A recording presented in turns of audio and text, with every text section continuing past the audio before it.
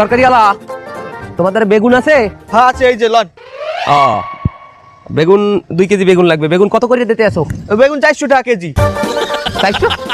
কি বলে 400? আমি গতকালের আগের দিনে তো আমি 50 টাকা করে বেগুন কিনলাম।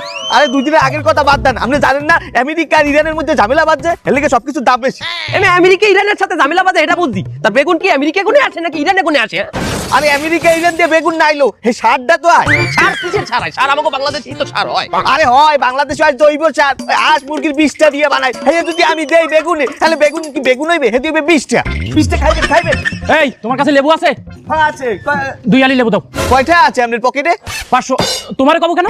আরে আপনার পকেটে যে 500 টাকা আছে, এর লগে আরো 1100 এটিএম বুথ দিয়ে উড়াইয়া দেন। 2 আলি লেবুর দাম 1600 টাকা। এই 1600 মানে 2 দিন আগে তো 30-60 টাকা দিয়ে কিনলাম, এখন 1600 কি করে? আরে 2 দিন আগের কথা বাদ দেন, আমেরিকা আর ইরানের লগে ঝামেলা চলে, এর লগে লেবুর দাম বাড়তি। আচ্ছা তো ওই 2 দেশে ঝামেলা চলে, তার লেবু কি ওই দেশে আসতেছে নাকি? ওই দেশ দিয়ে আসে না, এখন ওই দেশে যায়। যাই মানে? আরে ওই দেশের সৈন্যরা তখন অনেক ক্লান্ত হয়ে যায়, তারা প্রচুর পরিমাণে লেবুর শরবত খায়, অনেক লেবুর শরবত টানতে আছে এরা, একটা করে বোম মারে, 1 গ্লাস করে লেবুর শরবত খায়, যে কারণে আমরা সাপ্লাই দিয়ে পারতে আসি না, এর লগে বাংলাদেশের দাম বেশি। ওস্তাদ, এইমাত্র খবর এলো আরো একটা বোম পড়লো।